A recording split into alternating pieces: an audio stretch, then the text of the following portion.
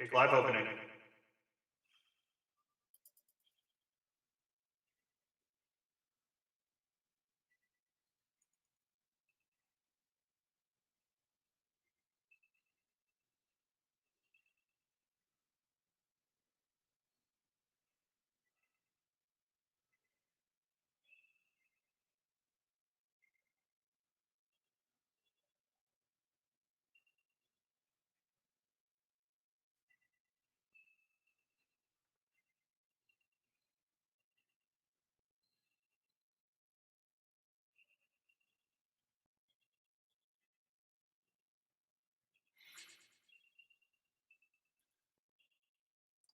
Gregorian, pull up.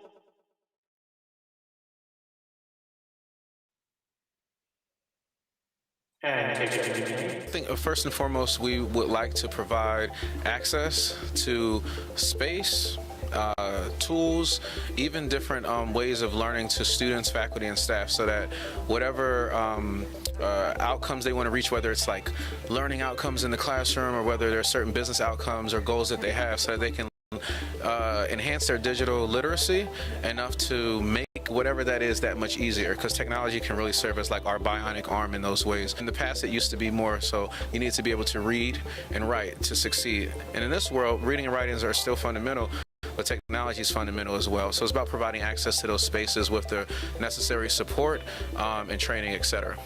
Basic technology, we're looking at, we used to have smart boards. We're looking at screens, like flat screens, but then we're looking at cameras, microphones, and screens that actually work together in order to show more of a consistent view of a faculty member or a learner as they're speaking, so that those that are in the room or those that are maybe joining in a virtual conference, that there's like a higher quality, because all of the different cameras aren't created equal, all mics aren't created equal, and sometimes being able to see or hear can actually enhance, or you can even limit a person's experience depending upon the quality and how it's set up. In addition to those basic, we're looking at, whether it's a screen or a camera or a microphone, we actually are looking at certain tools like an augmented reality device, using an iPad or a Microsoft Surface Hub or anything of that sort, in order to expand these third devices that we can bring into our spaces to help us look at the world in a new way. So like mixed reality, virtual reality, and a word that you'll hear a lot is immersive. Immersive is, I guess my translation is making it more realistic for whatever a person's learning versus the abstract that they would just do reading or just looking at on the internet or what have you. So I'm teaching a class using the HyFlex learning environment, the way we have in this facility here. And it's a class of about 20 students. And what the HyFlex does is it allows students to be either both remote or in-person learners within the same classroom. And so we have a WebEx system, we have a virtual smartboard, and the students can participate. Either they can decide on any given day whether or not they're going to be in class or they're going to be virtual, and they'll have the same experience and interaction within the classroom environment. So we accomplish this through the use of the smartboard, as I mentioned, as well as multiple cameras and microphones throughout the classroom. Yeah, actually, to tell you the truth, the students, they all come with their own laptops. We have a laptop loans program here at UDC if they don't have the equipment. And I find that most students are not having any challenges so far. Maybe within the first week, we had some students with maybe not the equipment that's functioning properly, like their audio wasn't working, etc. But then we were able to get them the laptops and the equipment that they needed, and so now it's not an issue anymore. So everybody's able to attend, use their camera, use their microphones, and participate fully. The goal for this center is literally to provide access to those who may not just can stumble upon a virtual reality headset or stumble upon a classroom that has this. We know that there are other spaces that exist, but we wanted to make it seamless where people can access it easily, and try to create more of a reduce the digital divide. And there's another concept that I'll leave you with, referred to as digital redlining. Digital divide is getting everyone access, but digital redlining, maybe you may both have a cell phone, but someone really knows how to use it to achieve all their, and the other person really doesn't know how to use it at all. We want to kind of reduce the digital redlining as well, so that our learners and our community members can leverage technology for whatever their aims are and be successful.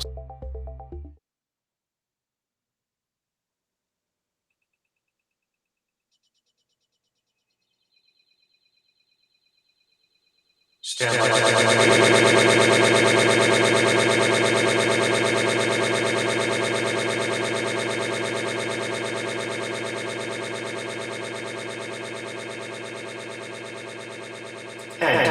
is odd that the University of the District of Columbia, the oldest historically black university in the city and the only public institution in the district, doesn't have a school newspaper. However, a group of students plan to change that.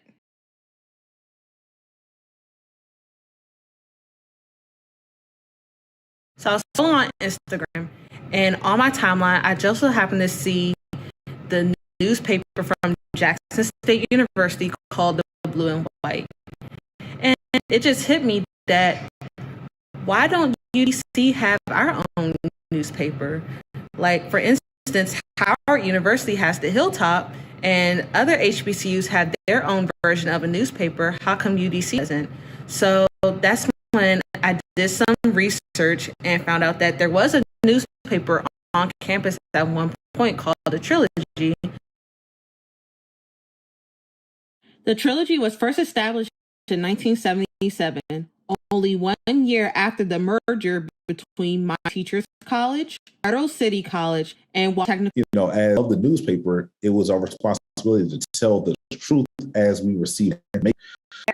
A former UDC student and started writing for the Trilogy in 2009. We could not do it on our own. The important thing was that, you had buy-in from some of those who cared about the institution. It was really important to still exist. One of these people includes digital media student Danielle A.L. Robinson. I feel like it's my job as a digital media student to help get the UDC newspaper on the ground and running again. All my colleagues are either writers, reporters, journalists, videographers, graphic designers, we're photographers. We need somewhere that we can showcase that talent. And even aside from that, we're contributing to the school. Like put us to work. We want the real life experience before we go out there. The additional two members of the group, Sophia Baluco and Tyreek Thompson, believes that the paper will help the fiber community get more involved on campus. Being a student athlete here at UDC and having home games and seeing nobody showing up to our games, it makes me wonder if students and staff are aware of what is going on within the athletic department. While working at the Student Center, I often see events go unnoticed, and not in the sense that students see the events and don't want to go, but students do want to participate and attend these events, but they often don't know about these events. With the semester coming to a close, our group decided to pay a visit to the archives within the UDC library to look back on the trilogy and prepare for its comeback. Be on the lookout for the first edition of the trilogy, digitally and on campus, in the spring of 2022.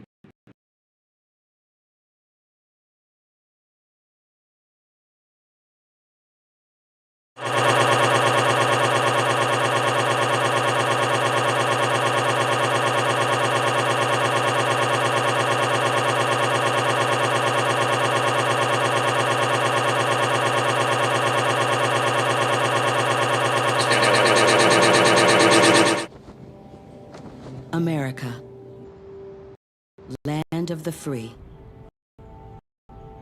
It's at the core of who we are. Freedom.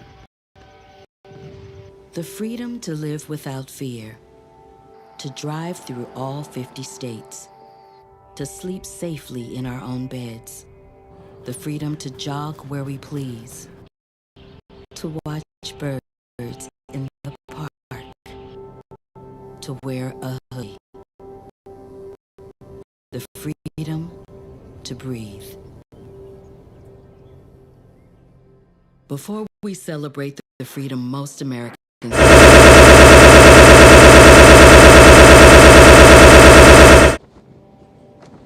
America, land of the free. It's at the core of who we are. Freedom. The freedom to live without fear. To drive through all 50 states. To sleep safely in our own beds. The freedom to jog where we please. To watch birds in the park. To wear a hoodie. The freedom to breathe. Before we celebrate the freedom most Americans have, the freedom all Americans deserve. Because under your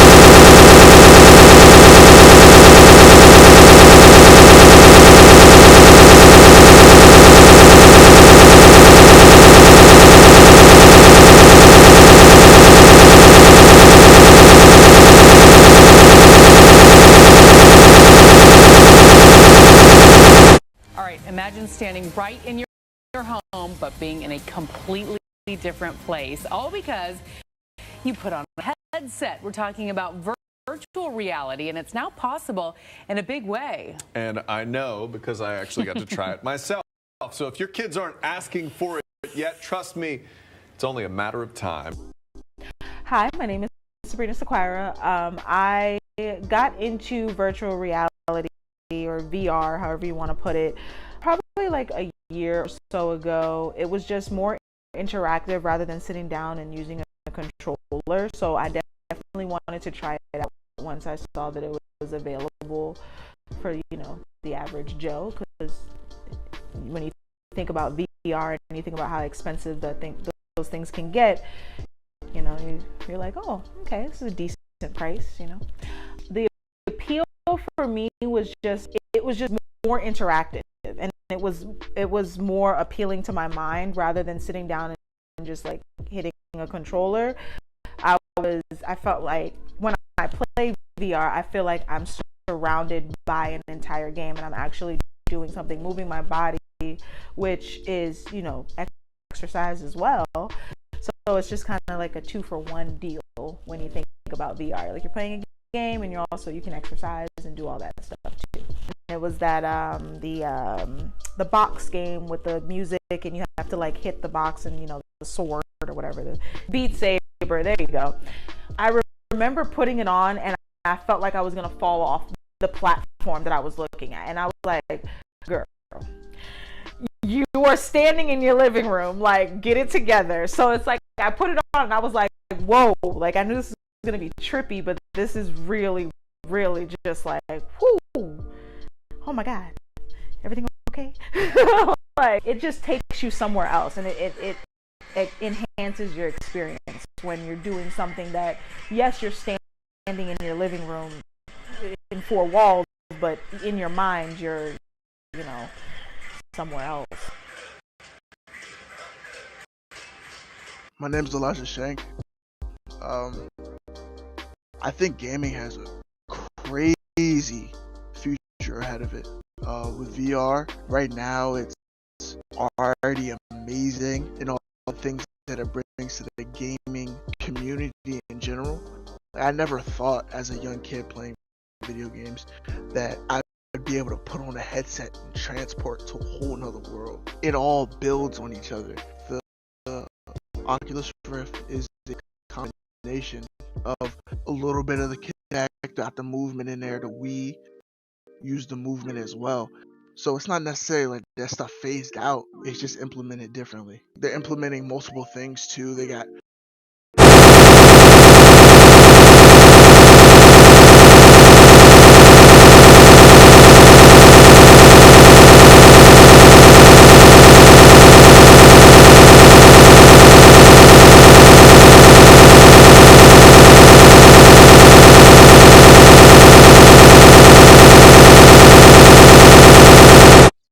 Jason, let's go see your room.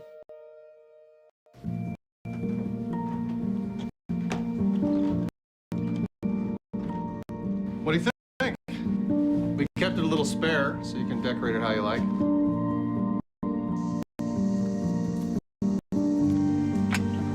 Dinner! Go.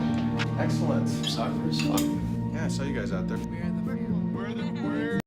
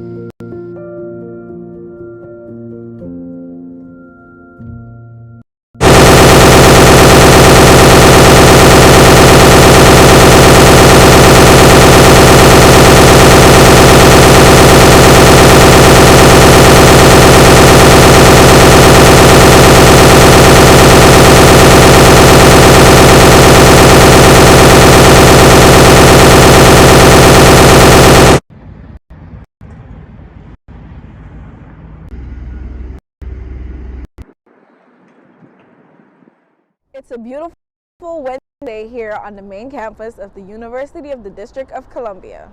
I am Danielle A.L. Robinson reporting live for The Voice. Let me take you into what the Firebird Nation calls Spirit Wednesdays. The University of the District of Columbia has been on lockdown since the outbreak of COVID in the spring semester of 2020. And with the last two semesters being fully virtual, Firebirds are certainly fired up and ready for a reunion with the help of some good music and delicious food every Wednesday here on UDC's main campus.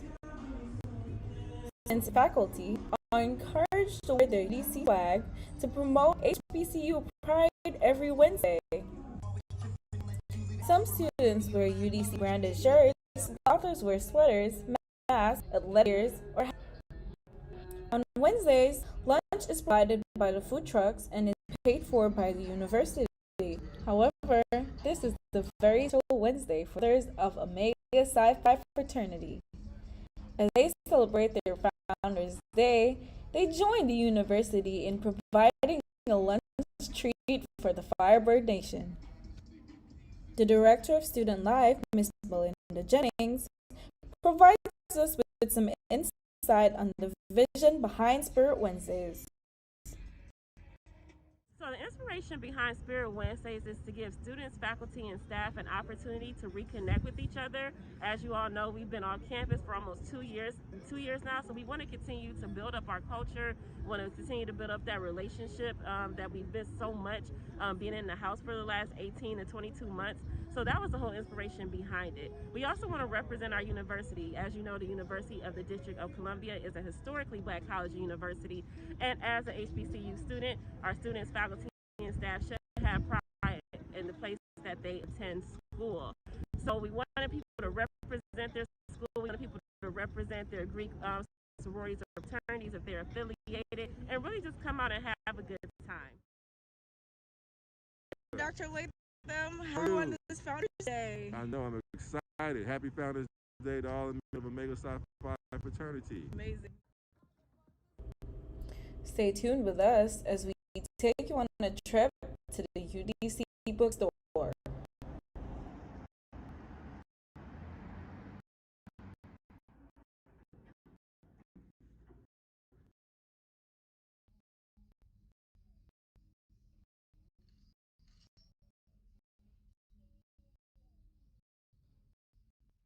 So we're here